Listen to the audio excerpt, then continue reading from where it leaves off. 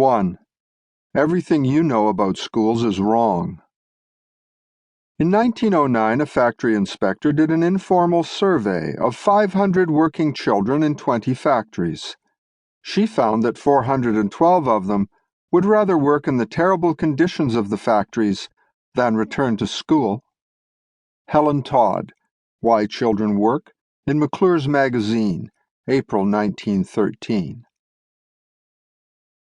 Running the World.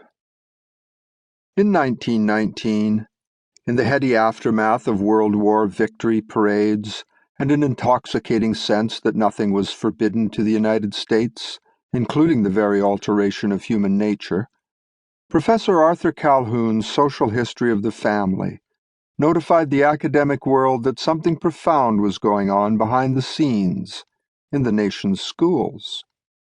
Big changes were being made to the idea of family, and it was a consummation to be celebrated by Calhoun's crowd, although not by everyone.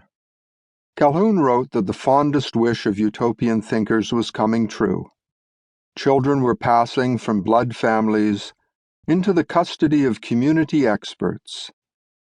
In time, he wrote, the dream of Darwin and Galton would become reality through the agency of public education, designed to check the mating of the unfit.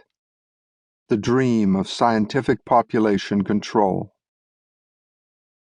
Not everyone was as impressed as Calhoun with the school agenda discreetly being inserted into classrooms beyond public oversight.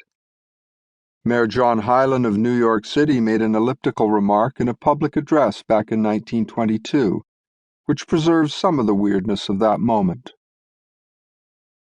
Harlan announced that the schools of the city had been seized by tentacles of an invisible government, just as an octopus would seize prey. A pointed echo of the chilling pronouncement made years earlier by British Prime Minister Benjamin Disraeli, when he claimed that all important events were controlled by an invisible government, of which the public was unaware. The particular octopus Hylan meant was the Rockefeller Foundation. The 1920s were a boom period in compulsory schooling, as well as the stock market.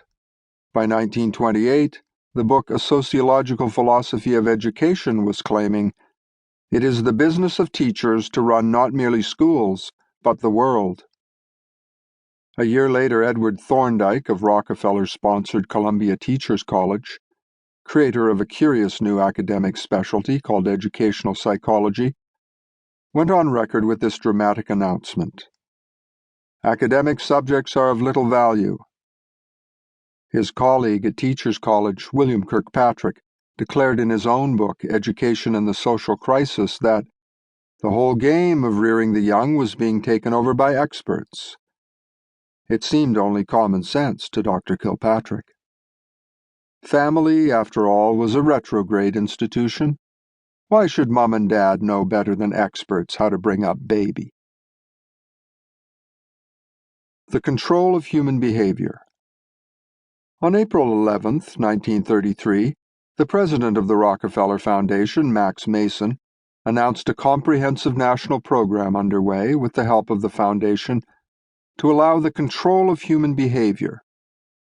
School figured centrally in its design.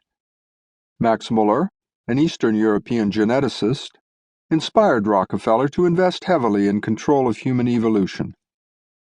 Muller was using X-rays to override normal genetic laws, including mutations in fruit flies. Mutation appeared to open the door to the scientific control of all life. In Muller's mind, as to Galton and Darwin before him, planned breeding of human beings was the key to paradise. His thinking was enthusiastically endorsed by great scientists and by powerful economic interests alike. Muller won the Nobel Prize and reduced his scheme to a 1,500-word geneticist's manifesto, signed by 22 distinguished American and British biologists. State action should separate worthwhile breeding stock from the great mass of evolutionary dead-end material. The manifesto can still be Googled. What had been discussed behind closed doors in the 1870s